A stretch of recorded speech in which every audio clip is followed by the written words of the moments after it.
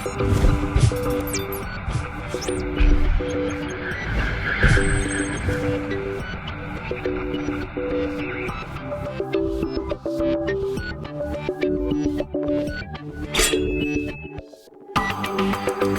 everyone, and welcome to episode number 46 of FinalBossTV, your WoW endgame rating show.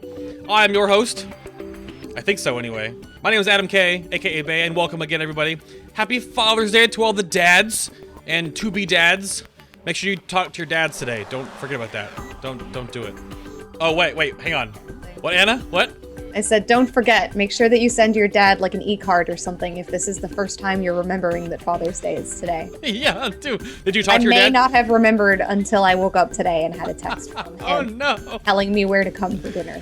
Oh, well, goodness. Well, today we're talking to Arrowqt Midwinter Tekniqz Crimson. We're talking about Oceanic raiding today and what it's like to raid Down Unda. Basically, how the Oceanic servers are not really in the Oceanic realms and whatever revolves around that sort of stuff. And you saw her that there. She just kind of butted in there. But Anna's here. Hi, Anna. Yeah, hey. Hey, everybody. Nice to see you all on this lovely Sunday. Hope everybody is enjoying all of the alpha coverage that they've been watching. Oh, I have been alphaing out. And even that, right quick, we can get to that in a moment. At the end of the show today, I'll be actually coming back live after a short break to finish up with the alpha coverage of the class, sort of like retrospective stuff. So we have DKs left today, which is the last class, and then all the other stuff we'll get to, of course, later. I'll plug it in the little commercial break. But before then, joining us from across the pond on the other side of the planet, we do have Arrowqt Midwinter. Hello, sir. How you doing? Hello, everyone. I'm doing well today. It's a little early for you a little bit today, yeah, a little bit? That's correct. I had my dose of caffeine from Starbucks, and I'm pumped to talk about the ups and downs of... Wait, what time does your Starbucks open? About 7:30 in the morning. I was the first customer there. Oh, wow. 7:30 is late for a Starbucks. Those things open at like 5 in big cities, man. Yeah. We have 24-hour Starbucks, but you know... Oh, what? Very nice. Yeah, Very far. nice. Oh, all right. And then joining us, of course, from way over there in New Zealand, we also have Tekniqz. Hello, sir. Hey there. Yeah, another early start for me as well. Of course, me and Arrow on the same time zone, and I've got my coffee in front of me. Just a nice chilled V and some coffee. So always nice to have that in the morning. And I'm also pumped to talk about stuff regarding Oceanic rating. So it should be good. Yeah. You guys are making me jealous. I want some coffee too. Yeah. I'll enjoy it vicariously through you. I actually thought that's where you went before the show, if you ran out to grab something before we got into all this. But apparently not. Apparently not. I saw your iced tea, Anna. Like, wasn't that what you're drinking? Yeah, I am drinking some iced tea. It's an acceptable substitute, but I got home right before the show, so I didn't have time. I actually did make some coffee in the kitchen, but I don't have time to go get it. It's like sitting there, it'll steep for like 45 minutes, and then we'll have the commercial break, and I'll have some nice strong coffee. There you go. I highly support iced tea. Very nice. Good substitute. Good substitute. That's fair. I'm a tea guy myself, so I'll do tea over coffee any day. But I have flavorless tea today, of course. So, just that water. Well, let's hear a little bit more about our guests and where you're from, kind of what you do on the internet, and why our viewers who aren't your guildmates should be really excited to be seeing you here today. Let's go with you first, Arrow. I know that we mentioned that you raided Midwinter. How long have you been there for? I've been there for about a tier now. So I joined at the end of Throne of Thunder after progression, and I've been in the guild for about a tier now. I see. Excellent. And can we see you post anywhere online? Do you frequent MMOC? Yeah, I have an account on MMOC. I occasionally post on the Hunter forums when progression comes around. I would like to stream, but I'm not able to because of crappy internet, which I will go into greater detail later. Yeah, we'll hear all about that. Yeah, to share my pain of Oceanic internet. But yeah. I see. And how about you, Tekniqz? So you raid in Crimson? Correct. Yeah. I've raided in Crimson now for coming up. It's getting close to a year now. So Siege of Orgrimmar, and it's really nice. And of course, in terms of posting and where you can sort of see me online, I do stream occasionally. But like Ara said, the internet is the limit here. So. Yeah, I see. Yeah, it's an unfortunate side effect right now, I guess, because I mean the American side of all of this like stuff, we always complain about our terrible internet because all the EU folks have like amazing internet. But we don't even know how bad it is off if you're on that side of the world too, is that you guys have to deal with not having servers even anywhere near you. Yeah. So yeah, but that's going to be our little interim topic right now. But first, I wanted to get into something that everyone wants to know that is incredibly important. And we can probably end the show after this question, honestly. This could be like the entire show. Pretty much covers everything. What is Vegemite? And is it as disgusting as it sounds? And Arrow, I thought you said you were a aficionado of such a thing, so I'll let you take this one. Yes. So I'm somewhat of a toast spread connoisseur. So like I have like 6 or 7 different kinds of spreads in my cupboard. And what Vegemite is, to answer the question, it's basically a spread, just like peanut butter or jam or whatever you fancy, yeah. But you know, it's dark brown first of all, and not like peanut butter, and it you can't really describe it. Like, it escapes definition. Like when you taste it, right, it can mostly be described as, I'd say, like 80% salty, and then 20% is like unknown, and then Unknown. yes, unknown, and then after you have it, there's definitely like a unique aftertaste. So yeah, that's what it's like, an Australian icon. It's probably like the most famous thing Australia is known for, besides like, I don't know, like kangaroos, Steve Irwin, and like nature jokes, I guess. And dingo stealing babies, I assume. Yeah. So then, but in New Zealand though, people prefer Marmite. It's a different variation of Vegemite. It's slightly sweeter, but you know, they have that in the UK as well. I'm pretty sure there's some UK viewers, and they're also pretty crazy about it in the UK because like people travel around with Marmite all the time. I've never had it before, but I know I've had raiders that are Australian that talk about it all the time. I had a buddy I raided with for like almost 2.5 years that was always like crunching on toast, and he's like, "So good." I'm like, "What is it? What are you putting on?" So, wow, that was really creepy right there. Yeah, no, yeah, that's how he sounded. So, but I'd Tech, like to you say, said, like, oh, go ahead, yeah. It's by and large an acquired taste, like you know, like raw oysters, like caviar, or like blue cheese, or like even like stinky tofu. So like, I don't know about these things that you're comparing it to. I don't know. These are not making me think that it would taste really great on toast. Yeah. So either, I mean, in the sense that they are acquired tastes. So either you love it or you hate it when you first try it, and then you start to like it more after a while, or you just like hate it no matter how much you've had. That's basically like the amount of all I have to say about Vegemite. That's extremely spot on. Yeah. Yeah. Because Tech, you said you don't actually partake in the Vegemite, sir. No. No, I'm not a huge fan of Vegemite. I mean, I've tried Marmite. Of course, living in New Zealand, you can't really escape it, to be honest. You know, it just ends up, you know, getting to you. So I've definitely given it a go, and like Arrow said, it's something you have to try again and again to sort of get that, you know, acquire it over time. And I've just never acquired the taste, really. Nothing I like too much. No. Well, pulling us back towards something that's a little bit more on topic, although that was critically important to learn. Critically important. Definitely, I agree. I would like to hear from you guys about the classes that you play and sort of your background in WoW and what you have rated on, and how many years you've played those classes, and maybe what you played before you ended up with the class where you are now. And Arrow, let's hear from you first. What do you play, and is it what you've always rated on? Okay, so right now, on progression in Midwinter, I play a Hunter.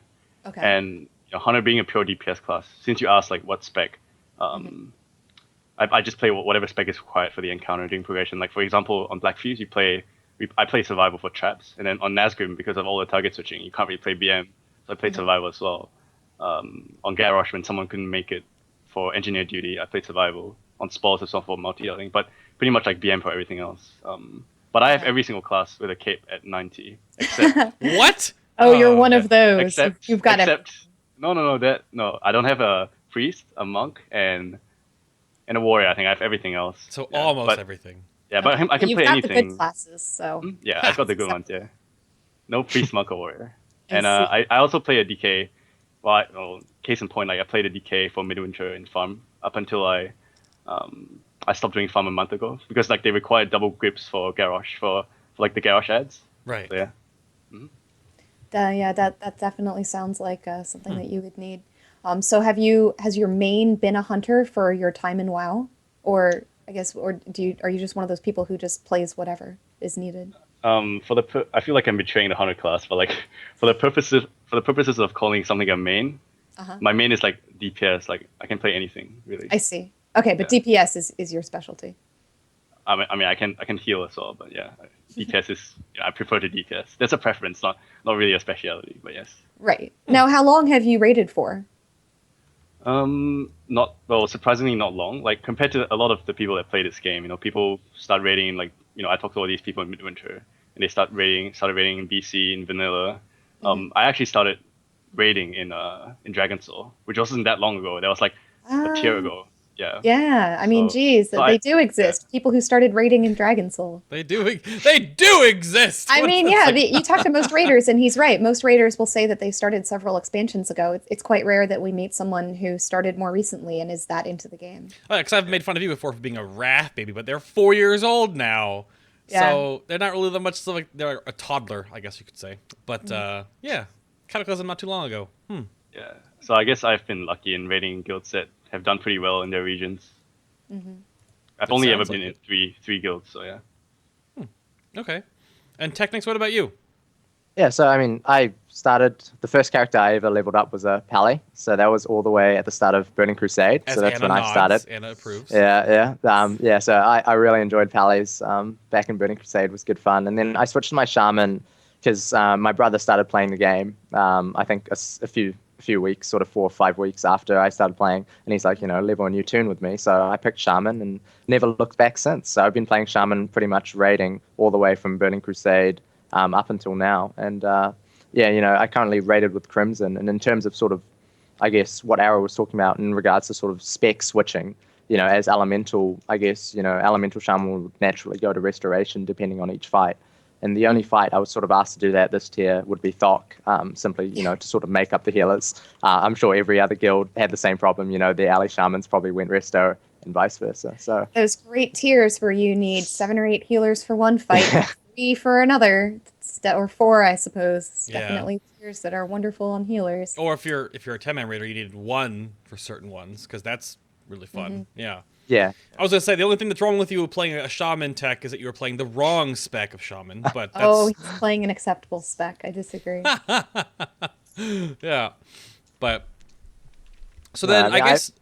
keep going. What? No. I was going to say, I never really got into enhancement per se. I mean, when I was first leveling up a long time ago, I leveled as enhancement and I quite enjoyed it. But as sort of time moved on, I always just preferred range DPS. Yeah, sure. Yeah, I mean, it was just a preference, quite like Arrow said. Yeah. Yep. So, have you always been in Crimson then? When did you join then? I joined Crimson in September last year, so it's been a while now. I mean, this tier's obviously been dragging on. Before that, I was raiding in a guild on Frostmourne called Semantic, so just a 10-man guild. And prior to that, sort of at the start, I mean, if you take it from Cataclysm, I was on a realm. From all of Burning Crusade and Wrath, I was pretty casual. I'm raiding in one guild called Soul of the Red Dragon. It was, a very casual guild. I was just sort of starting to make my way up. And then Cataclysm, I joined Blood Legion at the start of Tier 11, towards the end of Tier 11. Raided with them throughout the start of Firelands tier, and then joined Exodus for Dragon Soul in the first tier of MOP. And now I'm, working out of university, so I don't really have time. And I'm sort of raiding with Crimson now. Mm-hmm. So you have experienced the AM grind progression-wise then, correct? Correct. I have woken up at 4 or 5 in the morning for PTR raids, and waking up at 4 in the morning to get into the instance straight away as soon as the servers come up. So I'm definitely well versed in that. What is that? I don't even know what that would be like. What would that even? Because there are different PTR slots just like how Siege was. There was like 4 a.m., 6 a.m., and 7 a.m. for us. So it was like you wake up at 4 a.m. and then you do the boss for like 45 minutes. They close the instance. And then you're just like, you have an hour, you're sitting there. Should I go to bed? Like, if I go to bed, I'm not going to wake up for the next testing. So you're just like, there's this dilemma, right? So like, yeah, it was rough in that way. I think that was more of a struggle than actually waking up at 4 a.m. Like, that was the real struggle, yeah. Yeah, getting through those periods of dead time where you're like, exactly. I want to sleep. Interesting. That's definitely the worst part about testing, is that they have those dead periods, like you said, where they just sort of like, oh, you just tested this, wait 3 hours while we set up the next boss. and it just goes all the way from 4 a.m. our time till nearly 1 in the afternoon, for us, and that's a bit ridiculous. And then we do it again the next day. Do you find that your sleep schedule changes to accommodate this like testing schedule? Do you like go to sleep at 6 p.m. and wake up at like some crazy time? Yeah, I mean, it depends. I think it changes more on progression than the actual PTR testing. I mean, Arrow would be more familiar with this lately. Waking up at sort of 4 when the servers came up, and then doing that for a week, because the first week, you're going pretty sort of hardcore. Everyone's in there as soon as they can be with minimum rest.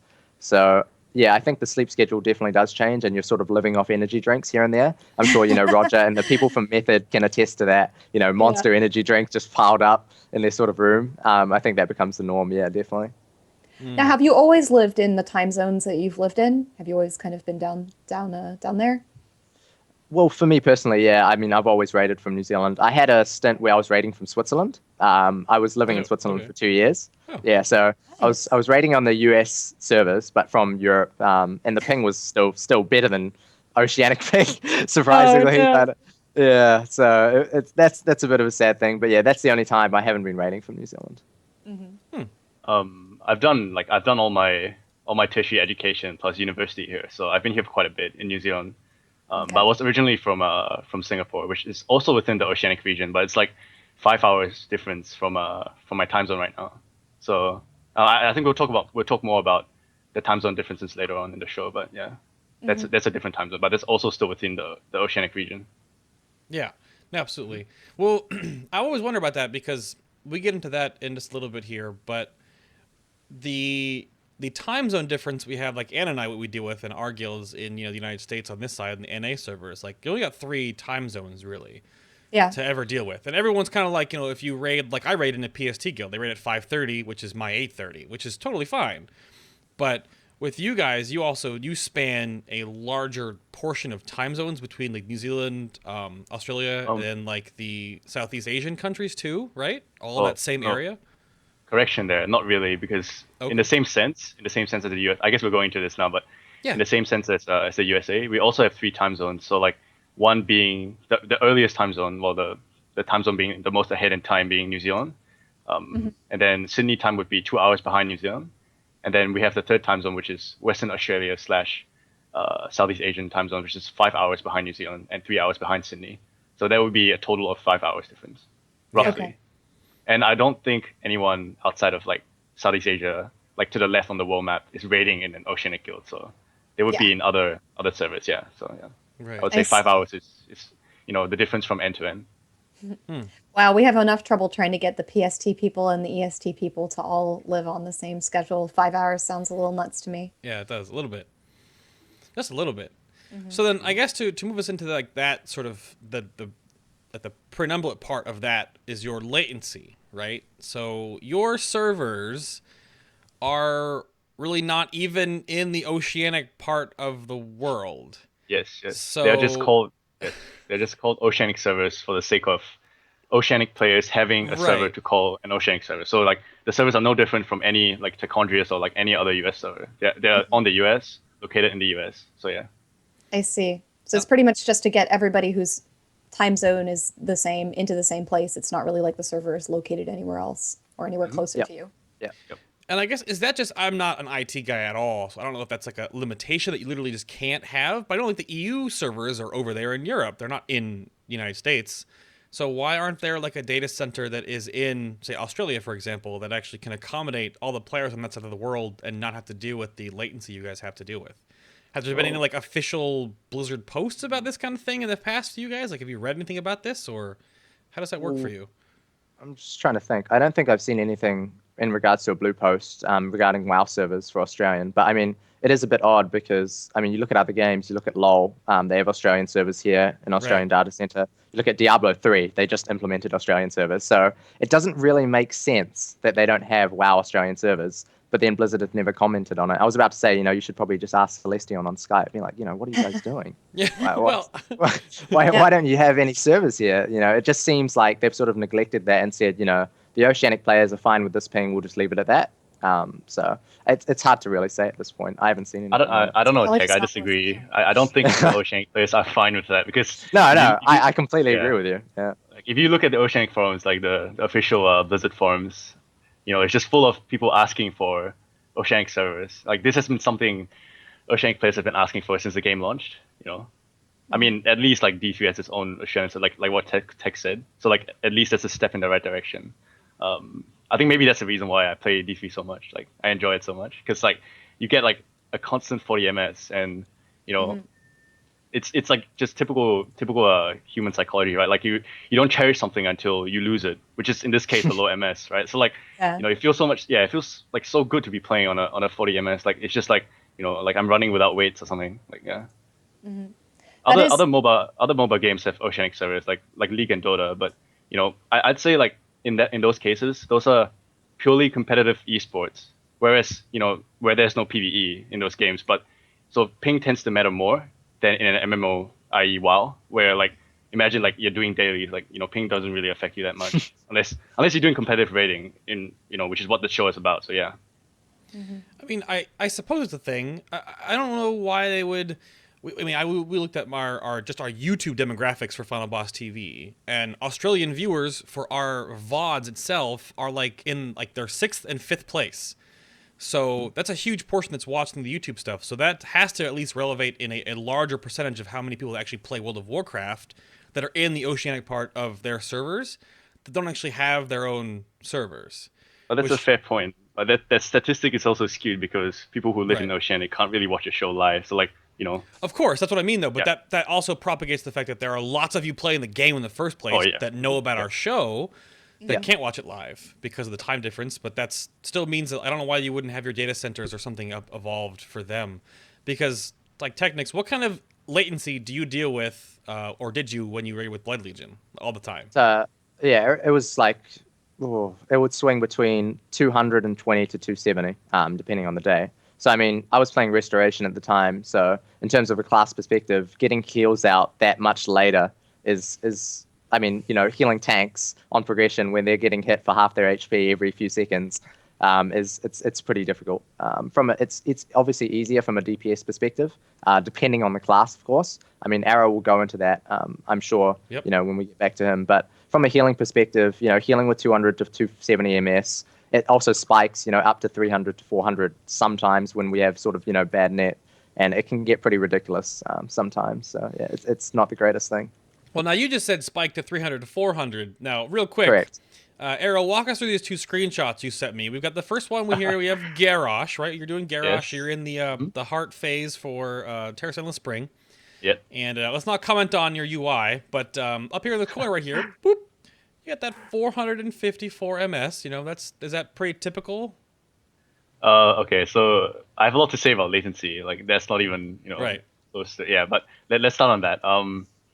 That screenshot, that 400 to 500 MS heroic Garrosh, that was on progression, and back then at about 5 p.m. my time was when Midwinter was getting into the meat and bones of the encounter, i.e. like we were getting good attempts in. Sure. So that time, unfortunately 5 p.m. is also the prime time for kiddies from home. I mean, coming home from school to be playing their flash games or like watching Game of Thrones or something on the internet. So like it follows your internet. So like therefore I get like 400 MS, 400 plus MS, 500 sometimes. And that was really rough. I mean, how big of an impact is that? I would say MS affects mainly, I'd say like 3 or 4 things. Definitely standing in fire is one of them, and definitely class-specific stuff like using class-specific abilities. Definitely in PvP as well, and also I'd say a little bit on voice communication. But in terms of just specifically Garrosh, you just have to like, for example, in the brain room, you just have to dodge like the smash that much faster. Like you can't afford to clip it in the last half second, otherwise you still die. Like even though you're not standing in it, or like even like the weapons. Like I would pre-disengage the weapons as they were being thrown. Like I had to look at the boss timers and pre-disengage the weapons like as they were being thrown. So I don't take. Wow, really?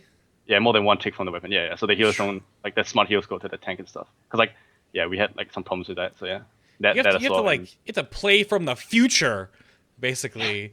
And even though you're playing in the future in your mind, you're also playing in the past based on everyone else is seeing you do stuff. I mean, that's a credit to you guys for actually being able to handle and play the game with such a thing.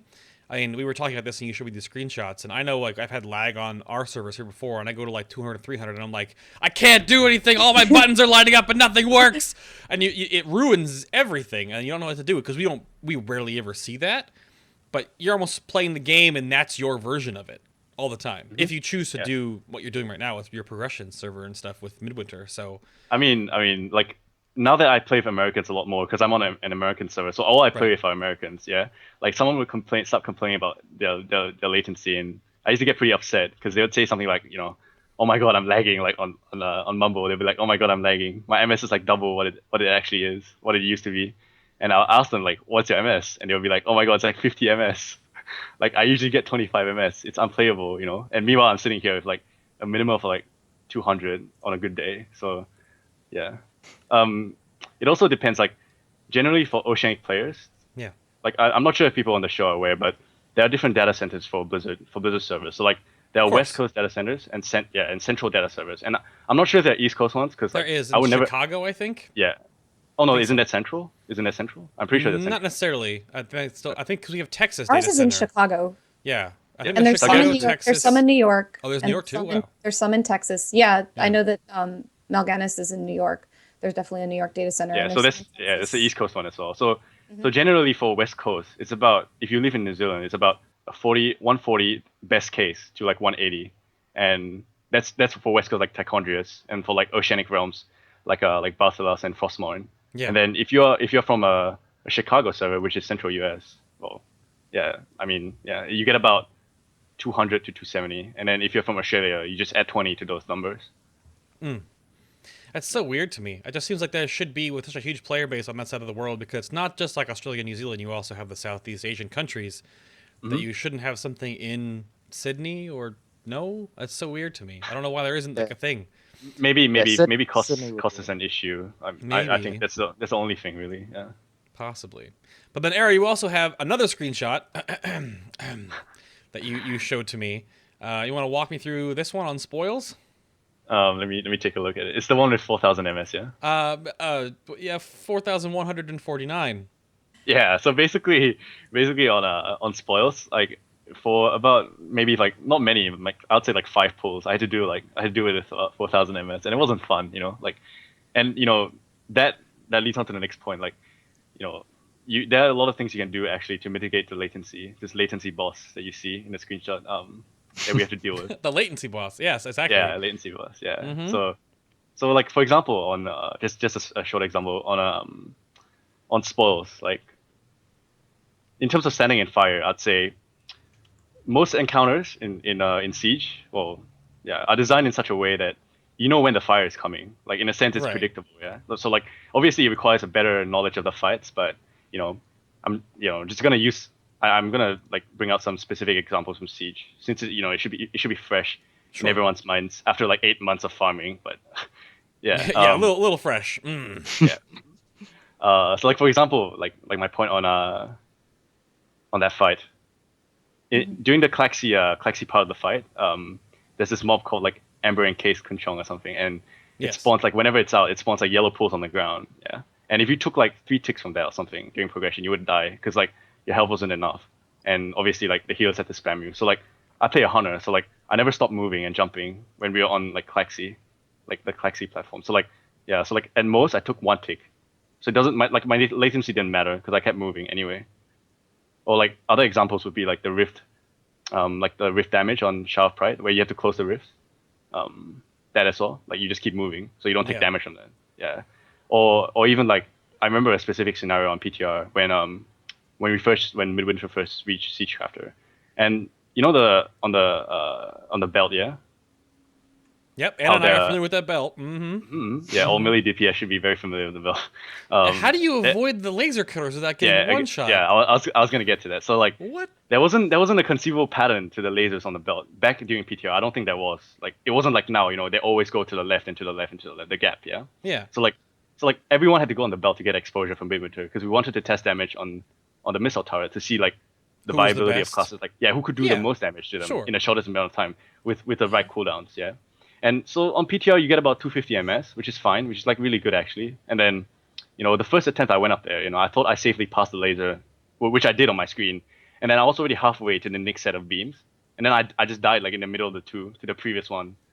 So like, because of the lag, yeah. So like, I just learned, right? Like, the moment the laser went up, you just go through it like immediately and not wait until the tail end or they might clip you, right? So like, I'm doing farm right now on my DK. So like, there's a pattern now, like it's always to the left and to the left. So you looked at where the next opening is, and like I literally right now doing farm, like, well, I don't do farm anymore, but when I used to do farm, I used to like run through it half a second even before the opening came. So I don't lose DPS So you would time. run through it when like the visual of the fire was still there. Was still Is there. what you're saying. Yeah, so I don't lose DPS time on the missile turret, and That's I don't wild. die as well. Yeah. Because I don't die because the servers don't record me as passing through the opening until the lasers went up, even though it hasn't on my screen. Yeah, so Right. that's a specific example of how you can, sort of beat the latency boss. Sort of. I have other examples of. I mean, I feel like I have to ask then. Did either one of you guys ever do Arrowqt King on when it was current content? You mean defile? Yeah, I mean defile. Well, Yeah, defile yeah. or falling off the edge or something. Yeah. That was pretty horrendous. I mean, doing defile That's pretty with that much. That's That the, was like, a huge killer for Oceanic. the ability that tests your latency. It does, absolutely. In all of raiding for the last like couple of years. Even Necrotic Plague does too, because you have to pass it off in that 2-second window or whatever, so it doesn't gib you. Yeah, So I mean, I just trying to think. So yeah, just trying to think off the top of my head. Like defile was a big one. Rack on Sinestra, dispelling Rack with Oceanic latency. Oh no. Sometimes you'll just get a wipe because the dispel wouldn't go through, and people would be like, "I dispelled it," and they're just like, "Oh, it's just ping," and it just wipes the whole raid. So yeah, there's a few things you just struggle with on Oceanic ping, and it's no one's fault really. It's a mixture of the New Zealand Australian internet being really bad, as well as just the servers not being in Australia as well, which combined makes it unplayable at times. And that's the one thing too. Obviously, Arrow talked a lot about how he has to deal with all these different latency issues because he's raiding from New Zealand to U.S. servers because he raids with Midwinter. But even with Crimson, because you still raid on U.S. servers though, and you're all Oceanic oriented, you still have to deal with ping as well too, right? There's no really big difference there, right? Tech. Correct. I mean the server I'm on, Kale, is a bit better. Like for example, if Arrow comes to my server, because it's West Coast server, I don't think what is Sargeras Arrow? Is that Central server or East Coast? Sargeras might be here. I'll look it up. Yeah. Because I'm wondering, because wouldn't you guys would want to raid on the LA data center? I would assume. Correct. Yeah. I think KO is on the LA data center because I mean on my good days on KO I get around 160, so which is quite good. I mean, most Australian players would say 160 is amazing. I know a lot of people from Avast, Ascension who are from Australia would raid on 200 to 220, and sort of doing progress with that ping definitely has an impact on how well you would place in the race. There are some iffy mechanics, especially tanks using CDs. I could imagine Raden would be a pain if you weren't a monk and you just couldn't keep shuffle up all the time using Oceanic latency. Right. Actually, Shadowburn is located in Chicago. That's what Sargeras is on. Oh, Shadowburn is another spell that is affected by latency. Sorry, like, it says Shadowburn. Like everyone's fighting over. Like if you had an Oceanic Warlock and a US Warlock fighting over Shadowburn, like the US Warlock will get the Shadowburn just because of ping. Like yeah. Right.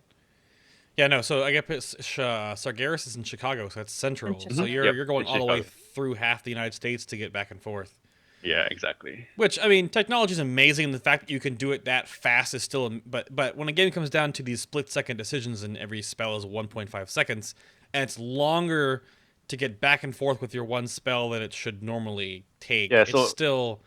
Yeah, I was going to explain, about latency affecting classes, Right. So it's actually quite concerning with some classes with regard to reacting to procs and the way how cooldowns are off the global cooldown. So, like, for example, Avenging Wrath. Some of them are, sure. Yeah, they're off the global. I think all damage cooldowns are off the global cooldown. Not for Shaman. Nope. No? Okay. No, Fire Ally has a global cooldown. Yeah. But things like Rapid Fire, Bishop Wrath, they're off the global cooldown. So, like, as a hunter, right?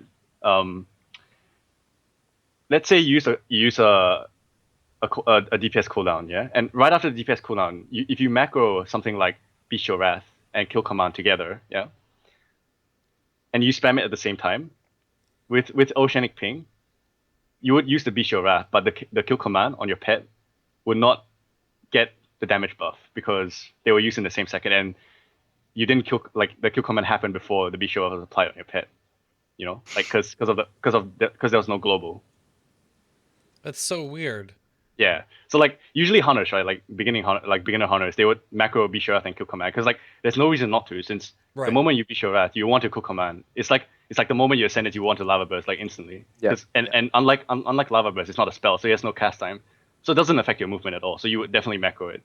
So you could fit like 2 kill commands in a row in a Beast Your Wrath. But like if you have more than 50 ms and if you spam the macro, the kill command, I mean the Beast Your Wrath which buffed your pet damage by 20% doesn't apply to the kill command, which means like realistically, right?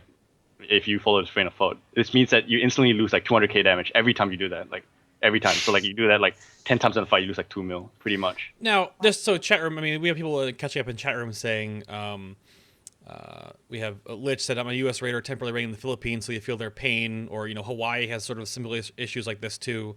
But we're not like trying to like just complain about latency. This is like an actual issue that players deal with, and we're sort of like bringing this to the forefront of this is like what people have been playing with now for years almost, and that it does affect a literal. You play a different game almost. And credit to you guys for being able to deal with it for so long and still loving to play the game, even though like you're playing like in the past all the time, even though you're in the future. So yeah, that's the whole point. So people don't like get the wrong impression that why we're talking about this in the first place.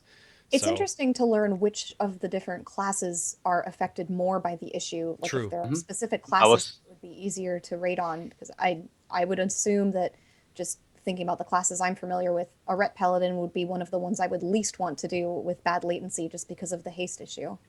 Yeah, I was gonna expand on more on that, like latency affecting classes, but yeah, I get. Yeah. Are we gonna talk about that? Yeah, go ahead. Yeah. You can go ahead first. Okay. So there's this thing, I'm not sure if US players are aware, but there's this thing called custom latent tolerance in WoW. Like, are you guys aware of that? Yep. Yeah. Yep. Little slider thing. This is not a thing that's limited to Oceanic players, but you know, it's usually Oceanic players, if they know what they're doing, they always have this turned on. And what happens is, whenever you cast a spell in game, there's actually a delay between the time you press the spell button, and the time you actually start casting the spell. So like, step 1 would be, you know, hey Blizzard, I want to cast Lightning Bolt. So you press the button. And then step 2 would be, you know, Blizzard says, okay, you're allowed to cast. And then step 3, you start casting. And that happens every time you cast a spell. Yes. Yeah. Yeah. So if you have X amount of latency, when you press an ability, it takes that same amount of time, X amount of time, for that, you know, signal to move from your computer to the Blizzard server. And what this custom lag tolerance does is that it queues the next ability which you are spamming after your current GCD/ability. So like, whichever finishes first, because you can have a cast that's, you know, less than your GCD because of like bloodlust and haste effects. Yeah. So like, sure. So yeah, you just spam the next ability. I mean, you'll queue the next ability which you are spamming after your current GCD/ability finishes. So if you have 200 MS, and if you play with 0 lag tolerance with 200 MS, and you, like, assuming you're a button spammer like me, like you spam your abilities, like the next one you wanna, you would have about, you know, less than 200, but, you know, still a significant amount of blank time in between every single spell. Like, you can check this from World of Logs. Like, World of Logs gives you exactly, like, the log browser gives you exactly the time in which you cast every spell. So like, if you look at, if you know your GCD is 1 second, like if you're not a Red Pally affected, you know, haste doesn't affect your GCD. If you look at just like in a log browser, you can see like how long every skill takes. So like, yeah. So if you just look in between the skills, you can see what your blank time is if you don't have any lag tolerance. And obviously this blank time is essentially you doing nothing at all, which is obviously like a DPS loss, versus if you were able to queue a spell for it to cast immediately after the first one, as if you have no latency, right? So a higher setting of custom lag tolerance means you have more time to queue spells, but less time to react to procs. But then the lower setting means you have a smaller window to queue your spells. So you tie this back to classes, right? So if you play a class, you know, I'm just thinking in my head here, but if you play a class whereby you have to react to procs, so for example, like, just real quick, Killing Machine on Dual Wheel Frost, or like Lava Surge for Lava Burst proc on Ellie Shaman, or like Exorcism for Red Paladins, or Explosive Shot for Hunters. Right. Yeah. If you play a class like that, then that obviously affects you. So, you know, I've named like, I think like 4 or 5 different kind of procs, but there are three kinds of procs, right? So the first kind of proc is, it's a proc that latency doesn't affect. For example, the red 4 piece.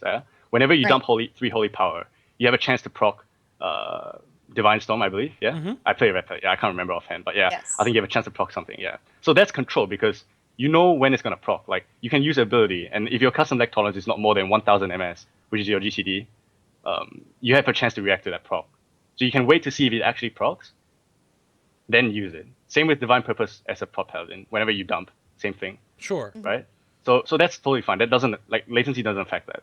But then the second kind of proc, which is like, procs which proc off dot ticks, for example, Moonfire, Sunfire with Star Surge, or that kind of spell, or like even Lava Surge for an Ally Shaman, right? If the ability already procced, but you already queued the next spell, the proc if the proc had no internal cooldown, you could be potentially missing out on another instant proc because the dot already took another time while you were casting that queued spell. Instead of if you had 0 MS, you would just like instantly lava burst, and then if it proc again, you would lava burst again. That's like you just lost like a lava burst right there because you started casting lightning bolt. And you can't cancel your lightning bolt because it's not worth canceling since you already incurred the DCD by pressing lightning bolt. So you can't do that. So let's just get that out of the way. That's a huge DPS loss. When it adds up all through the encounter, and you're looking at 10-minute encounters, 15-minute encounters, it actually adds up. It can add up to 2 to 3%, even 5% on really bad MS, just of your DPS gone, just because you're playing on bad MS. Which, if you take account for all of your DPS doing 5% less, it actually makes a significant difference. So it's like troll ratio on top, pretty much. It's like losing the troll ratio on Thok if your whole raid was troll. So I mean, you sometimes you really feel sorry for guilds like our top guilds of Vast Ascension who are raiding those sort of progression hours trying to compete with the US guilds. They're sort of automatically at a disadvantage. They're not able to play on the same level sort of playing field just because of ping, and it's completely not their fault. So it's one of those issues which we can't really fix until sort of Blizzard steps in and says, we're willing to spend the money to put the servers in Sydney or Melbourne. So, and there's also another kind of proc that latency affects. This is the last one, which is procs due to melee swings, which you can't check a melee swing in a default UI, but you can do that using an add-on like Quartz or something any casting bar add-on. So like for example, just really quick here, like a red paladin with exorcism or dual with Frosty Cave Killing Machine, like the DKs in chat might be familiar with this. Like there's a mechanic where you gain Frost Strike by looking at your swing timer. So like you wait because what happens is it's the same with red paladins. Like when you swing, you have a chance to proc something. So you would wait, like if your GCD was 0.1 seconds to finishing, you would wait for your swing timer to finish and then see the ability proc because it's your top priority in your rotation and use it if it proc. But then if it didn't proc, then you would immediately use something else. And that's like really, really good, theoretically at 0 MS. But then when you have, custom lag tolerance or when you have MS, you can't really do that. Like, so if you're gonna cast another spell, before that, it's already queued, so you can't like Killing Machine unless you just sit there and wait for like 0.4 seconds and see if it procs. That's obviously a huge DPS. So you never my point is you can't game the mechanic by doing that. Like you can't game the Killing Machine procs by doing that. So that's not possible. It's like you lose a potential skill cap with these abilities and the proc. And that's like it's a huge skill cap as well. Frosty K. People say Frosty K are easy to play, but like there's a lot of things to min-max playing a Frosty K that people don't know about. Now, is there anything that you do that can possibly decrease this latency? Like, do you use any tunneling services or any kind of an external program? I know that chat's kind of up and down about tunnelers. Sometimes they make things worse. Sometimes they make things better. It depends on the path that your ISP is using to the server. Do you use any of these things? I mean, me personally, a lot of Oceanic raiders might use lower ping or some other sort of form of tunneling service. I haven't used it in the past, but I mean, I think a good example was Garrosh progression this tier for my guild.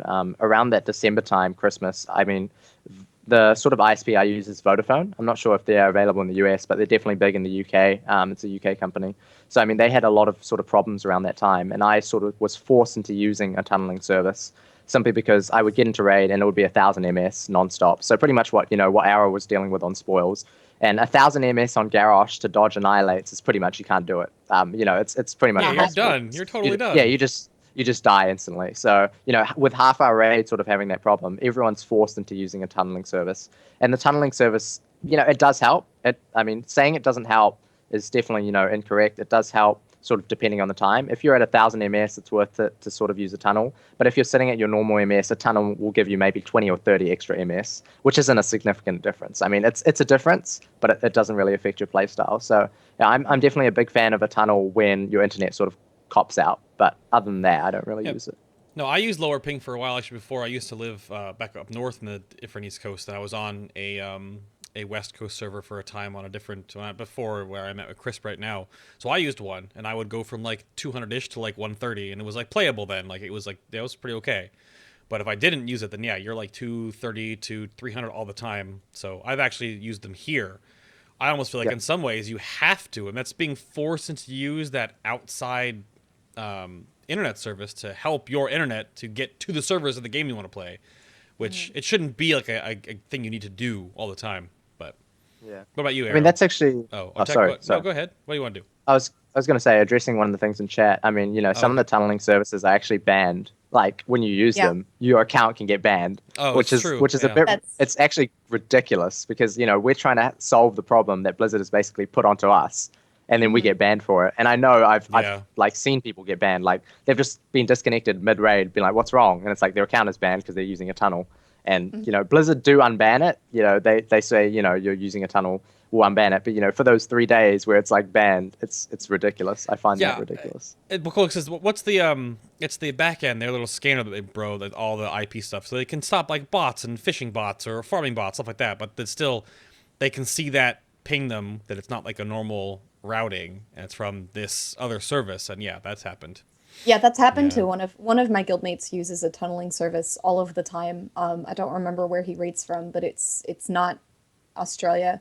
But it's like the only way that he can raid, I think from somewhere in India. And just he'll get banned all the time, and then it's just you have to file a ticket and wait to get unbanned, and every single time it's just because like somebody using a bot was on that tunneling service. So Liz blacklisted everyone off that IP, but in doing they completely just cut off everybody using that particular tunneling service, and then you just have to wait to get unbanned, and it happens all the time. Yeah, so. And it's a frustrating part too because you almost feel like you have to use this to solve this problem to play the game, and then this happens, and then you can't play the game that you were trying to solve the problem. Yeah, so don't know about that. Arrow, what do you do? Do you use anything because you raid Midwinter? Yeah, I was gonna cut in after you were done. So basically, my experience with these tunneling services, like I never used one, because I didn't feel the need to. Because like raiding on an Oceanic realm, being on the West Coast, 180 is totally fine. Like I can deal with it. That's like no problem, easy peasy. But then when it goes to like 400, that's a little bit of a problem. So I started using lower ping and stuff, doing progression in Midwinter doing farm in Throne of Thunder during my trial. And what happened was I got banned like 3 times. Doing that, so like I just stopped. Like I just stopped using lower ping, and I just like I've lived with my ping, and I felt that it's better to deal with a constant 350 ms than having to deal with like not knowing when you're gonna get banned. Like that's just not worth it. Like you get banned in progression, you're done, man. Like you're just done. Yeah, that can't happen. No, that's understandable. That slows down everything. So. I guess you've been fine, though. I mean, you've still been everything with CJ Vogamar went fine with you in Midwinter, and I suppose you're going to be still with them in Warlords. So, yeah. How does your, just as like a random thought I just thought of, how does your downloading of patches work? Because you're still pulling the same information from the same servers. So like, are you talking about alpha? Because like I downloaded alpha, and it took me about a day to download alpha. What? Oh my god! And really? That's so wonderful. I like maxed out my connection down. I was like, wow, this is great. Like Liz like maxed out my connection downloading alpha. It was downloading like really fast. Patches download super slow for us, I think. Yeah, 23.4 gigabytes, I believe. Like it was 26 gigabytes was the size. Yeah, okay, something like that. Yeah. I downloaded it in like an hour. Yeah. Oh man. 44. I downloaded it playing another MMO at the same time, and it was fine. That's that whole day. First world problems. Yeah, first. First world problems. Yeah, I mean, it's definitely an issue. I mean, in terms of talking about patches, how well we connect to Blizzard servers for downloading anything. I think a good one is D3. When sort of updating to ROS, it might have taken you guys, I can't even speculate, maybe 10 to 15 minutes? I don't even know. But for us, it took us hours, to sort of download through that. And that's simply because we get capped. I mean, I'm getting fiber, which is ultra fast broadband, later sort of this month, and that will be a lot quicker. Ooh. But that's only like 1%, less than 1% of the population of all of Australia and New Zealand have that available. So it really depends where you are. And to be able to sort of download that kind of stuff pretty much instantaneously is what you guys are saying. You don't really wait. You go and make a sandwich, watch a movie or something, and it's done. Whereas we wait quite a long time. Well, yeah. Well, actually, chat room just brings up a thing real quick. We're not gonna really touch on this, but you guys are both DPS standpoints, so we're not actually talking about the latency issues with healers. I mean, you did a little bit of that before, but I can't imagine like pre-casting healing rains or like pre-dropping your healing totems or starting your raid cooldowns like 3 seconds before the raid cooldown is supposed to happen, like all the time. You have like a timer for your timer before you actually react to stuff in the stuff. And then chat brings up PvP. I wonder if everyone on the Oceanic realms are all on the same level of latency for the most part. I guess all the same. But I can't imagine you're all basically PvPing from the past. Like, he's healing, but you didn't interrupt before he started healing, so the heal goes off. So, like, what? Sorry. Yeah, like, in regards to that, I have a really good example for healing, and Arrow can do the PvP side, very quickly, because he's a very good PvPer. But, in Firelands, I'm sure you guys remember the fight, Alice Resor, the flying bird. The two tanks dealt with those two ads, the molten eggs, which hatched. Now, I was raiding in Blood Legion at the time, and I'm sure you guys are very familiar with Rignaros. So I was actually the one of the healers healing Rig with Affinity, surprisingly enough. So me and Affinity were on Rig, and, my heals would land, I think, 0.75 or a second late. And, there would be a few wipes simply because my heals wouldn't land in time. Eventually we got the boss down, quite comfortably. But, there's times where, Rig would be expecting a big hit from the bird. Me and Infinity would be throwing up heals, whereas just because of the pure latency, the heal wouldn't land in time. And that's just something you have to deal with. You have to be pre-casting the heals or continuously spamming heals, which is already hard to do because on progression, you're mana starved. So it's just one of those things that you have to deal with and accommodate with on 200 to 250 MS. In terms of PvP, that's Arrow's side. Yeah, then I guess I'm thinking about it from the healer standpoint, that might not be the worst thing.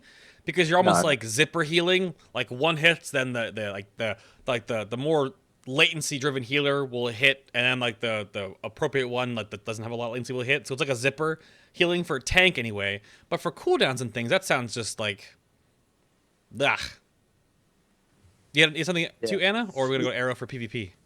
No, go Arrow for PvP. I've definitely got I guess another question for them, but let's do the PvP topic first. Yeah, so I guess, Arrow, you dabble in that. So how is it like for, just for a little bit? We don't usually talk about PvP on the show, but for latency-wise, this is really pertinent. Yeah, so sorry, just before PvP, just before I forget, a bit of a minor point about voice communication. I brought this up just now. Yeah, so like Midwinter was the first guild to kill Arrowqt Chapter with the mines strat. Yeah, I'm sure you're aware of that. You're familiar with that strat? Yeah, kill the mines. Yeah, we do that. Uh-huh. Yeah. Mm-hmm.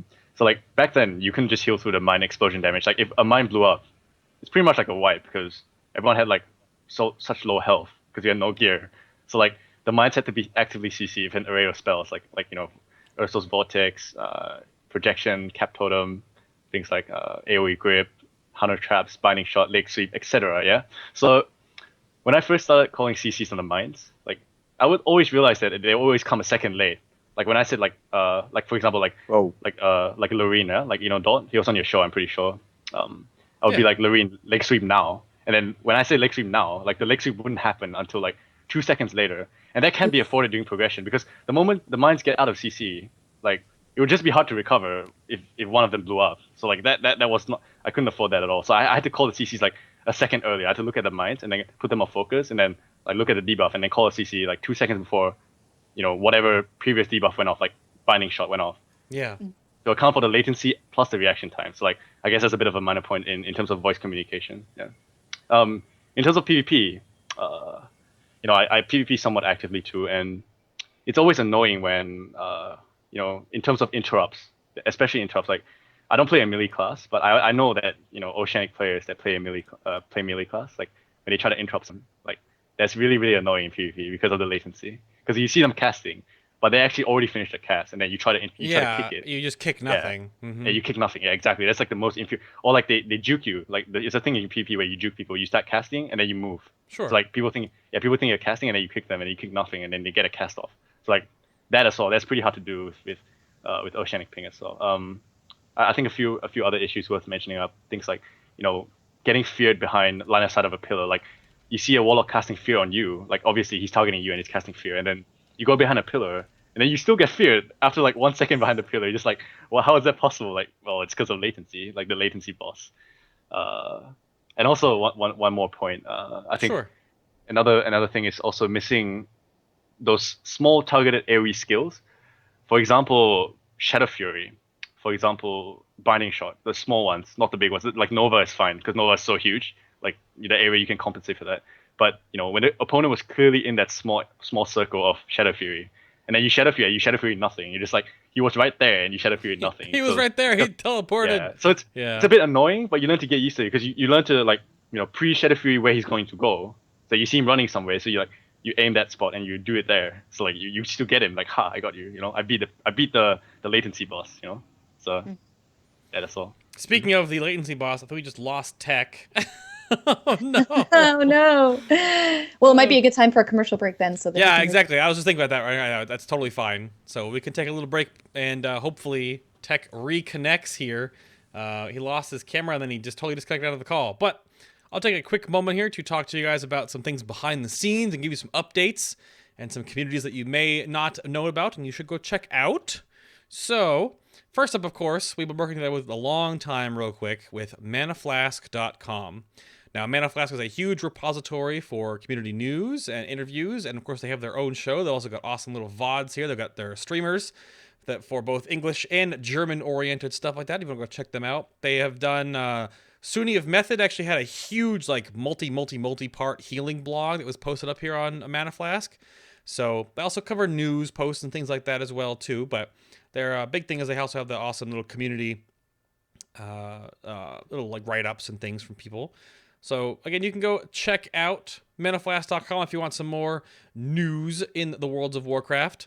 Additionally, if you want pure tanking stuff and you are a fan of the Sloot Bag, Sloot recently just made his own website, which is basically a repository for all of his stuff. He has his weak aura strings and his UI add-on section, of course, for all the tanking needs. So he has all these awesome weak aura strings for every tank class in the game, which are super nice. And all of a sudden, tons of general weak aura strings here too. You can just download them all right in these nice little drop-down menus if you are a tank or you have a tank alt or whatever you want to do. He also posts all of his videos and his commentaries and things like that. And of course, more is coming in the future. But you should go check out Slootbag's website, just slootbag.com.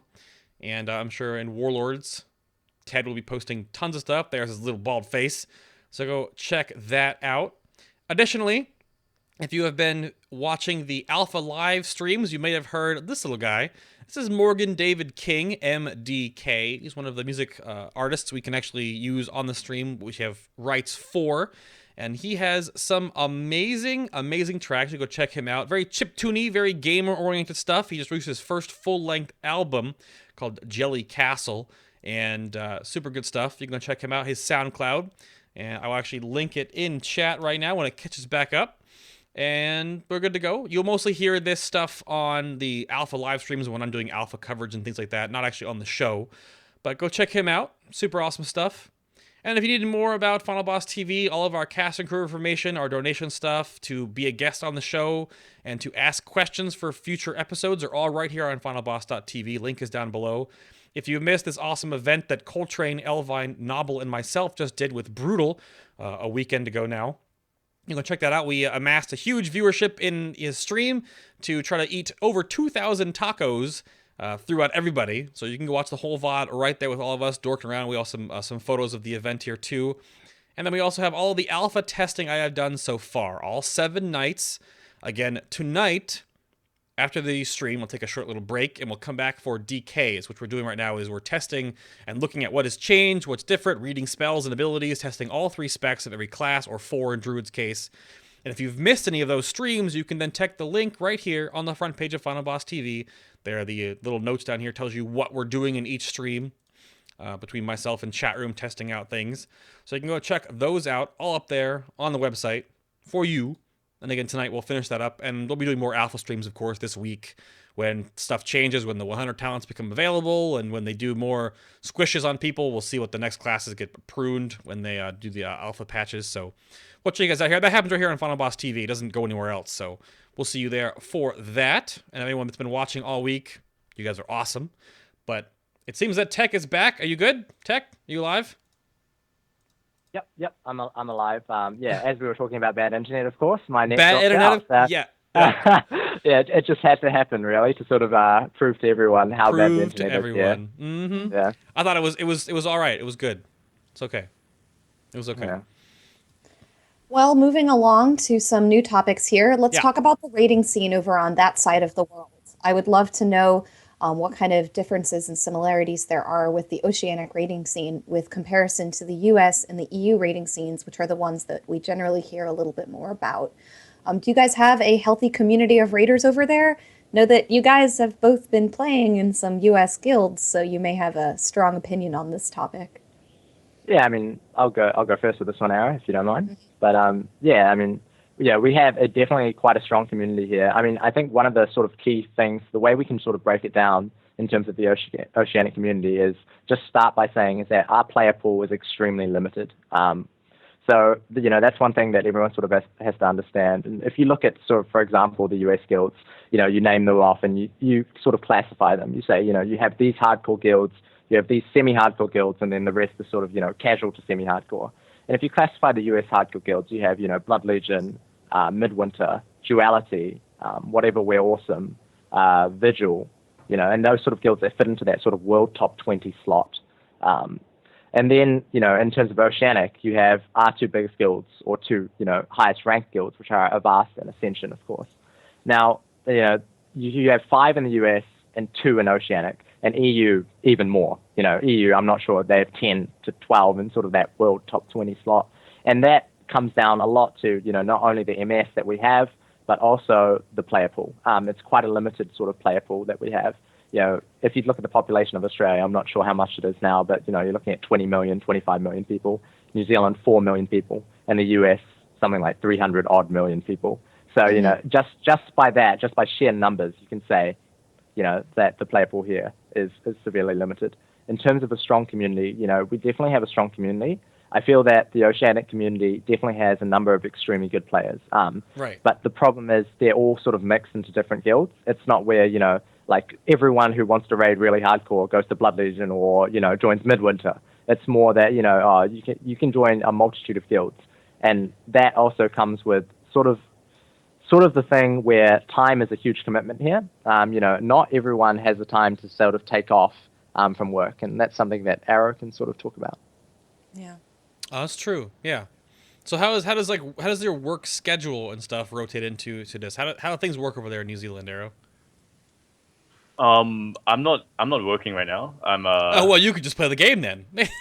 Well, no. Well, Right. I'm studying. I'm studying full time. Sure. So yeah, it's still it's a bit rough because, you know, in terms of doing progression in Midwinter, my schedule would be something like, you know, I wake up in the morning at about 6:30. My classes start at about 7 in uni, and then I would have class all the way because I get to schedule my classes like whenever I want. So I put them all in the morning, obviously, because, yeah, you know, progression rating is during the afternoon/evening. So I put everything in the morning, basically front load my day, and then I get home at about 11:30. You know, get lunch, half an hour, and then raid starts at 12 p.m. my time, and that was during progression, obviously in Siege. And then we will raid for about 7.5 hours every night, until about, you know, 7:30, 8 p.m. at night, and then I will get dinner, and then, you know, a bit of studying, then I'm off to sleep. Like, that was the schedule for about 2.5 weeks, roughly. That was okay. That wasn't that bad. If you're talking about someone that has a full-time job, or Right, someone that has any kind of a job, yeah, that's really dependent on your job. Like, if you have the luxury of taking time off work, like if you're in a top guild, for example, and they take about 2.5 weeks to clear progression, then I guess, like, if your job allows you to take 2.5 weeks off work then I guess you can raid in that guild. But besides just raid like progression raiding, there are also a lot of other factors. Like for example, you need to gear all your alts and all like in between all your alts and having like doing multiple clears of farm. Like we didn't do that this tier because this is the last tier, so like gear doesn't matter. It's a reset anyway. Like you're just doing farm for the sake of doing farm. So for the sake of keeping the guild alive, yeah. But I'm talking about the interim tiers, like for example, the first and second tier of every expansion. Like you would have to do like maybe at least like 2 raids with how the current meta game of raiding is right now. Like how people gear multiple alts and bring in the best classes and stuff, like class stack on certain fights. You have to do that, and I don't think that is something you can do if you can't take 2 or 3 weeks off your job, and that is also with the additional requirement of you having to raid in a top guild. So like it's pretty much like a no. So like unless you're a student like that can schedule your time, I guess what I'm trying to say is just flexible working hours. As long as you have flexible hours, then you can just raid in a top tier, I guess. Yeah. I mean, as an Oceanic player, of course. Yeah. Go on. Yeah. I was going to say, I think from that perspective, when it comes to work, there's almost, I mean, there are a few Oceanic raiders, that raid in top guilds these days, like Arrow, for example, but it's very, very difficult once you get, out of university, you're working to sort of dedicate that time. If you want to take, I'm not sure, just off the top of my head, talking to Sco and sort of Roger before, they take that 1 week off work at the start. So their first week, they dedicate completely to raiding. I mean, that's genuinely fine. But to go into the second week and have those days off as well, and then, sometimes the third week, it gets a bit ridiculous sort of going that far on. So, I mean, I guess the best way to put it is if raiding at the highest level ended in 1 week, Oceanic raiders might be able to commit to it. But at this current, like Arrow was saying, the meta for sort of raiding, you need class stacking, you need 2 different raids, you need to be able to commit for 2 to 3 weeks sometimes, maybe more. And that really, it's just not possible. It's not possible. Yeah. So do you think that more Oceanic raiders play in US and EU guilds than do in Oceanic time raid schedules? Or just based on the ones that you know of? More Oceanic players playing in, you mean, do I know more people or more people on, like more Oceanic raiders playing US as opposed to EU, as opposed to Oceanic guilds? Yeah. Like where do you think the spread is? Like where do you how does that work? Well, how do you think? Yeah, well, personally, in Midwinter alone, like just to mention my own guild, I think in Siege there has been 3 Oceanic players in a roster of about 28, 29. So there are 3 players. So that's about 10%. So there are 2 Aussies, there are 2 people from Australia, and me from New Zealand. And and the raid leader of Midwinter is actually an Australian. Like I'm not sure if you guys know about this, but yeah. So besides that, besides the example of Midwinter, I know a couple here and there in other US guilds, but by and large, unless you're raiding severely late West Coast times, and you need to be living in New Zealand, and you need to not have a regular job, you pretty much you can't raid US. I don't see that happening. Yeah, we have an Oceanic raider and we have an Australian raider in my guild as well, and I think we raid at like 10 a.m. her time, so she gets up and just makes breakfast and comes to raid. But the PTR testing is brutal for her, completely brutal. Yeah, I mean, out of curiosity, is she in university or is she working? No, she's working, but she has a job with flexible. I think she has a job with evening hours, so she goes to work after our. And also, I only raid 12 hours a week, so we're not really on the same kind of commitment that you guys are talking about. Like case in point, I'm a student. The other guy in Midwinter is a student, and the raid leader I think he has flexible working hours. So that's pretty much what I said. And also also because you asked Anna, you asked about EU as well. I think EU is completely out of the question because EU is something like I think it's like 8 a.m. right now or 10 a.m. in London, right? I mean 10 p.m. or 8 p.m. in London right now. So the time zone is exactly 12 hours away from us. So so it's the exact opposite. Yeah. If you wanted to raid in the EU and if you were staying in New Zealand, that would be, assuming they start raid at 8 p.m. or 9 p.m., which is usually, generally that's safe to assume, that's when normal guilds start their raid, at 8 or 9 p.m. That would be 8 or 9 a.m. in New Zealand, and that would be 6 or 7 a.m.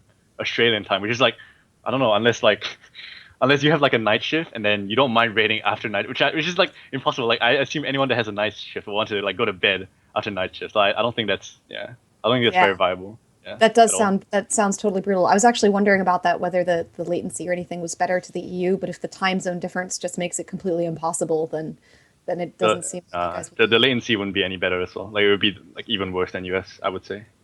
Okay. Yeah. We had some, the stream should be catching back up now. We had some dropped frames there for a minute, and we lost tech again. So that's fun.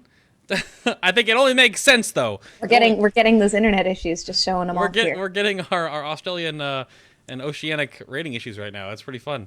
But, yeah, tech definitely needs to reconnect. You're offline. And I'll get him back in just a moment. But that was weird. We can go to the next question if need be. Yeah, no, that's fair. I mean, there's no really way to like track or find out, other than people that you know, where people are rating, like if they're Oceanic players that raid in US or EU. But also, Era, you said that there is quite a number of that sort of Asian raiding people with you guys too, right? Because we didn't really touch on there at the Southeast Asia culture and raiders that also raid with you guys too, right? That's correct. Yeah. So, in terms of, so I'm just gonna go into it. In terms of like the mix of players we have in the Oceanic community, we have obviously the largest representation. I would say maybe about 70% of people are from Australia, 60 to 70%, and then maybe like 10 or 15% from New Zealand. And then the other remaining portion is made out of people from Southeast Asia. Right. So people from Philippines, people from Malaysia, people from Singapore, and also that's not in Southeast Asia, but people from Hong Kong as well. I know like 1 or 2 Hong Kong, but yeah. So those countries as well, they also raid in, because they can't raid in like we talked about its Bay in the like before, but they can't raid in China servers because that server is IP locked to only China. Right. So you're not allowed to play there unless you have China IP, or unless you spoof your IP every time you log in, which is like it's a hassle. Big pain in the butt. Yeah. Yeah, and you never know, you might get banned like over and over again. So it's not worth the trouble. So you would just play on an official a server you're allowed to play on, because in China they have like a weird way of they don't have subs. They have like like game time. Like you pay as game you play. time. Yeah. Yeah, you pay by the minute or something like that. Exactly. Yeah. So that's like a different mode of payment. So I don't know much about that, but yeah. So those people raid in Oceanic guilds as well, definitely. Right. Yes. I wanted to bring up chat room here real quick and have a little bit of interaction with you guys, if everything's catching back up again now too. Are you in chat room? Just type it out. If you are a Oceanic or EU raider right now in chat room, go. Everyone else that doesn't say anything will probably just say they're US or NA. Or if you're estranged from your normal server, like where you're raiding from right now, just to get like a random feedback from you guys. So to see where everyone's rating from. And if you're Oceanic right now and you're up to the show. I can make a straw poll. Well, nah, we don't need a straw poll. I just want to see a little bit of spam. Let's get the spam going. I just want to see what's happening right now. Just to have fun. And looks like a lot of EU. A lot of EU. Yeah. Well, we featured a bunch of EU raiders on the show recently, so Sure. I think that our EU viewership has grown a lot since we first started it up. But of course, there are a lot of raiders in Europe, so it's very difficult to not feature them. So then now I guess the big picture for Oceanic raiding right now versus like the US and EU, because when we're talking about this, like how like you're included in the West breakdown, right?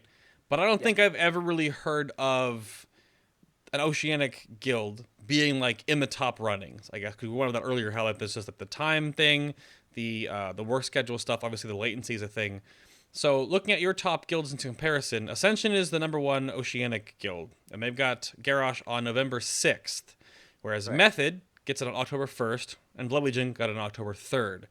So is the 1 month disparity there just sort of just how things have always played out, or have there been times before when Oceanic guilds have actually competed on that in that pack? Has there been? Yeah, that's a really good question. I mean, the only guild that sort of comes to mind is Adept. Now, I mean, looking at Adept, if you go back, and you take a sort of simple reference, the real time that Adept sort of showed on the world stage was actually in Hellion in Wrath of the Lich King. So they actually got, just from my memory, I'm trying to think, a world second kill. So they were right sort of up there with Paragon, with Method, with Premonition, Blood Legion, all the sort of top guilds at the time, Insidia for the Horde. And they did quite well in Tier 11 as well, if I remember, world 9th. So they were pretty much the last sort of top Oceanic guild that was competed with Blood Legion, with Premonition, in that sort of US first to US third sort of ranking. I mean, back then you had what everyone would consider the top 4 US guilds back then from that End Wrath sort of Tier 11 phase was Adept, Blood Legion, Premonition, and Vodka. So you had those sort of 4 standard guilds that everyone sort of looked to. And if you're an Oceanic raider, you sort of went on and, you'd sort of aspire to join Adept or whatnot.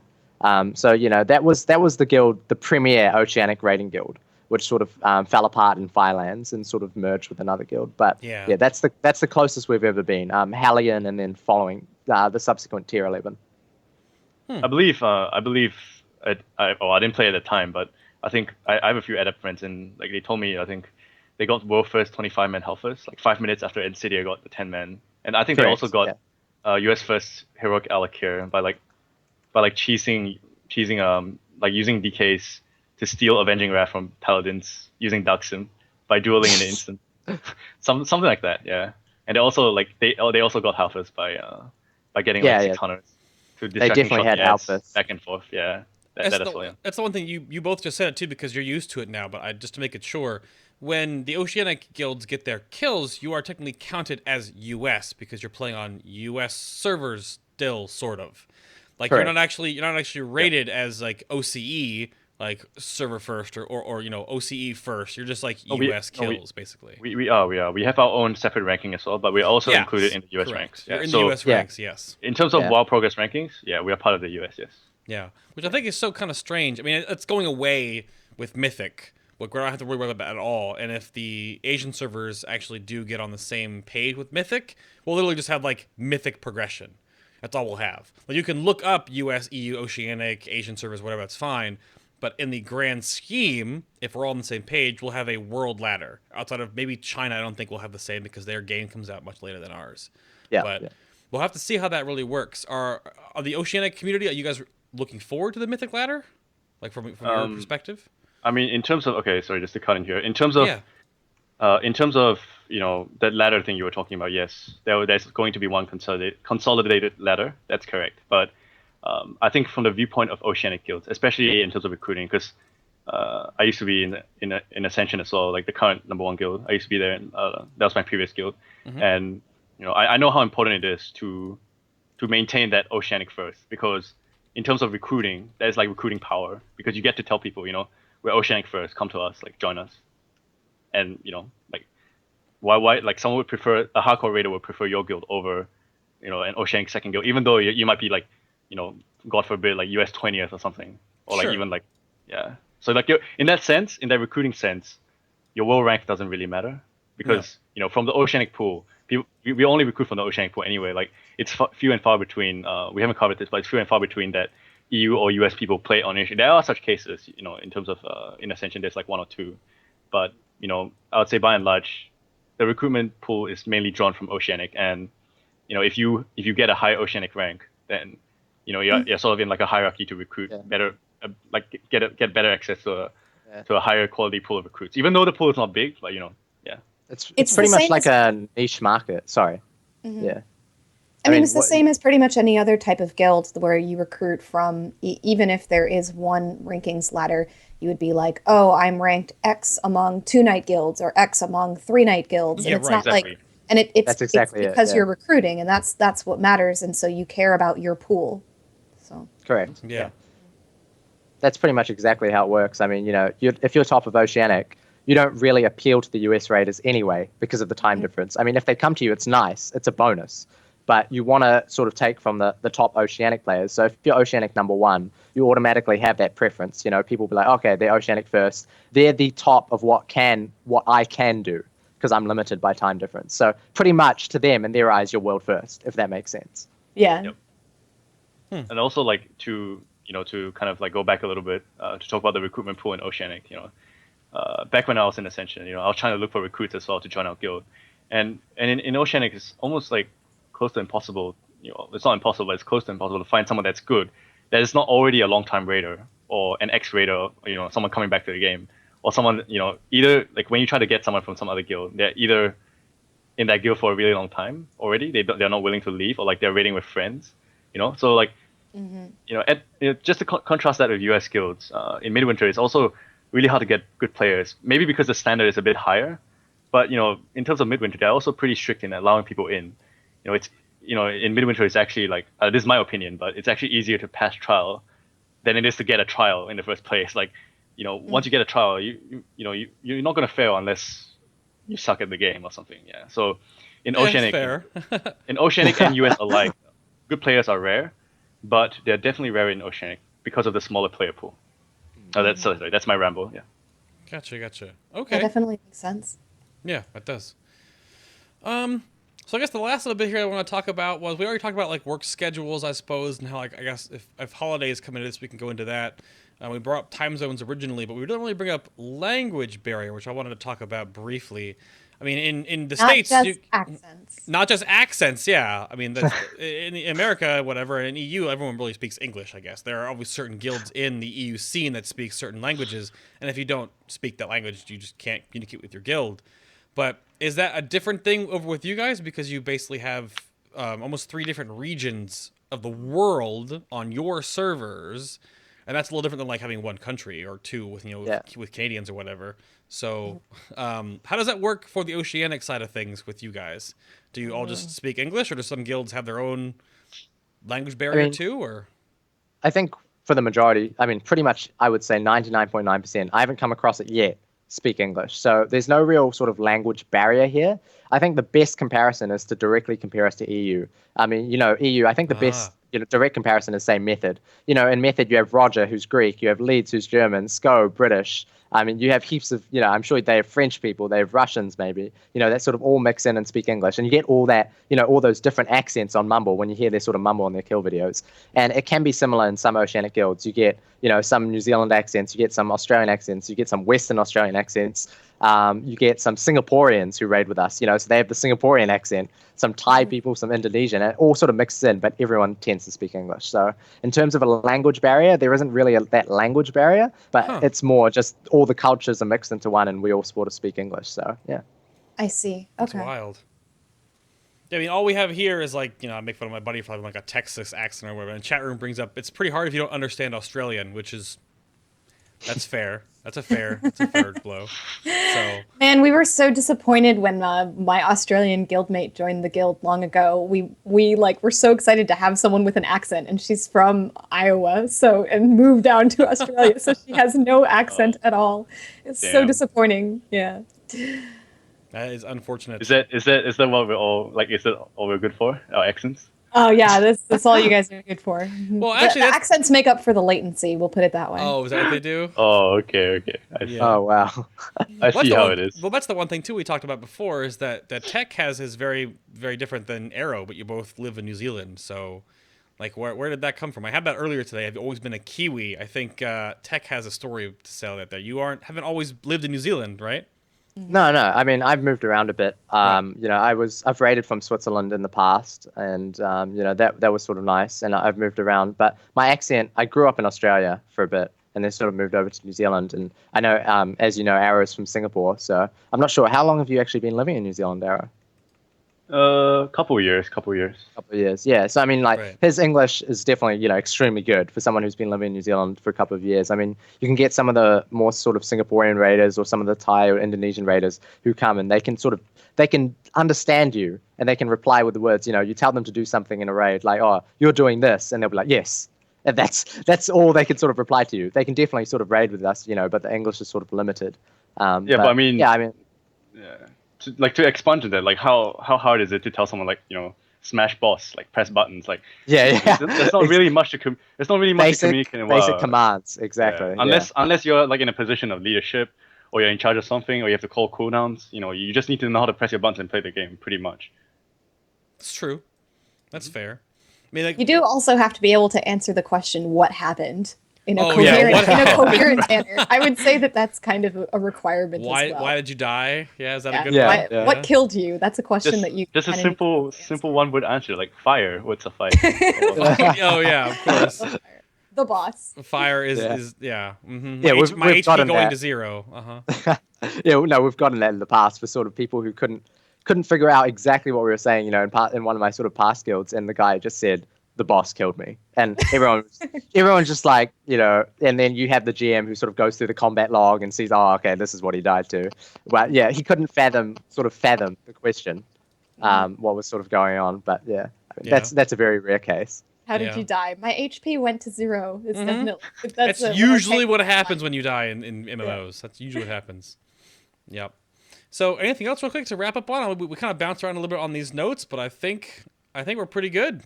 I think we're pretty good. I've got a couple questions that'll be great for the after show, but we know everyone will stick around. Yeah. Anything else you guys want to talk about? Anything you want to impart upon your Australian or New Zealand Raider friends, your Oceanic brethren? Anything else you want to bring up to them, Tech? No, not really. I mean, I should mention, because the chat keeps asking for it, mention the name Iro, who's another sort of alley shaman who I used to play with quite a while ago. Sort of good friend. But besides, don't encourage them. Yeah, got to encourage the chat. But besides that, no. I mean, I think we've covered sort of everything that we wanted to cover, and it's been a good episode. Sounds good. Arrow, anything from you? And quick shout out to my guild Crimson and Kale, the server. Great server. So there you go. Arrow, anything for you? Well, really, if you're an Oceanic Raider, like learn how to use custom lag tolerance to your benefit, so you can mitigate some of this latency boss, as I call it. Like that is true. Know the mechanics of the encounter, know when fire is coming, so you don't take damage, like you don't die. Like, don't give us a bad name just because of latency. Like, you stay strong and you can like overcome latency. Trust me, because I do that. Should be good. Well, I guess that sounds like button time to me, and it's right over there. Okay, perfect. Well, that will be the rest of the show today. Thank you all, of course, for being here. Where is it at? Right over here. There's me. But real quick, around the table, thank our awesome guests for joining us. We do have Arrow, again, rating in Midwinter. You can go check out more of Midwinter, of course, at mwguild.net. And I, of course, plugged sleuthbag.com earlier for Sleuth's little personal website. But Arrow, thank you for being on the show. It was awesome. Are you there, Arrow? Oh, yes, there you are. Gotcha. Yes, thank you very much for having me. Mute button. Well, make sure I didn't lose you there. All right. And Tekniqz, of course, we lost you a couple times during the show, but I think it exemplifies the entire purpose of what you guys deal with all the time. Yeah. No, thank you so much for having me, and it was really a pleasure. Yep, you can go try out more about Tekniqz at twitch.tv/Tekniqz, TEKNIQZ. Find out more of him. You're getting your new internet, and you can actually do streaming in the future, you said, right? Yeah. With the new internet, I'll be able to stream at 720 and 1080p, so it'll be good. Very forward nice. to it. For that. Of course, the lovely host of FinalBossTV over here on Twitter at Anaphil. You can go follow her there. Nice to see everybody again today. I know y'all have been spending some quality time with Bay as he's been streaming the alpha. Oh my goodness. So much quality time. And then, of course, my personal stuff is on twitch.tv at BayTLM, but otherwise you'll find me here streaming Warlords of Draenor Alpha and some raids at the end of Siege of Orgrimmar and stuff like that. I did that last week. But most of the time it's going to be alpha and beta testing, of course, into the future. And then I'll graduate over to actually do all the raiding, of course, when the game is actually live. And again, real quick, if you want to do DKs or you want to stick around for alpha testing, I'll be back in a little bit after the after show to go over DKs and any of the last questions we have for the alpha. But that's going to be later tonight, like 8 o'clock Eastern. But stick around for the after show. If you have any questions for our two guests or you want to hang out with us for a little while longer, we will be back in a little bit. Next week's episode 47, is going to be sort of a test. I'll have to really figure out how to make this work. We're going to do our first live alpha Q&A and first impression stream to actually have the game and us, Anna, myself, and two guests talking about the game, answering questions from chat room. It'll most likely only be 2 one-hour sections, which will take a break between them. We'll still get the iron out details soon, but again, follow us on Twitter and Facebook for details about that. I'm bringing Trekkie on next week. So Martin will be joining us, and with one more guest to talk about our alpha impressions as the game is changing, and to answer questions and stuff from chat room. That should be pretty fun. And then episode 48 will be kind of normal, back to the same thing again. So we'll see you all for that. Again, everyone from behind the scenes at FinalBossTV, thank you very much for watching. Thank you to all the new subscribers to the show. You guys are amazing, but we'll see you after a short break. But if not, have a great week, and trust in the coin. Have fun at work. Happy Father's Day again. Go call your dads. Yeah, definitely call your dads. And we'll see you later, guys. Ready? And bye-bye. Bye-bye. Wave bye. Tech, say something. Yep, bye. Say bye. something New Zealandish. See you, mate. There you go. There it is. Yeah. Gotcha.